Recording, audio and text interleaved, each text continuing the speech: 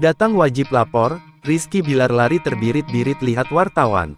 Tersangka Rizky Bilar dijadwalkan menjalani wajib lapor untuk kasus KDRT terhadap istrinya, Lesti Kejora, di Polres Metro Jakarta Selatan pada Senin tanggal 17 Oktober tahun 2022. Dari yang sudah dijadwalkan, Rizky Bilar baru hadir di Polres Metro Jakarta Selatan bersama tim kuasa hukumnya pada pukul 18.16 waktu Indonesia Barat.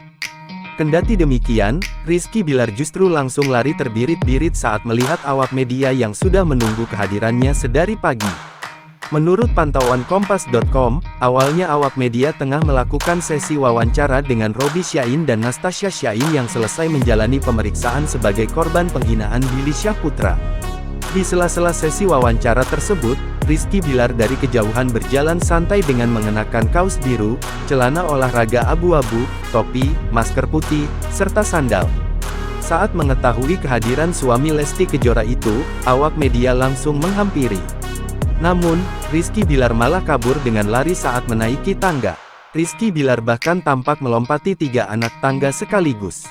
Sebelumnya, Lesti Kejora melaporkan Rizky Bilar ke Polres Metro Jakarta Selatan atas kasus KDRT pada Rabu, tanggal 28 September. Hasil visum menunjukkan Lesti Kejora mengalami KDRT dan tindakan Rizky Bilar tersebut terekam dalam CCTV rumah mereka.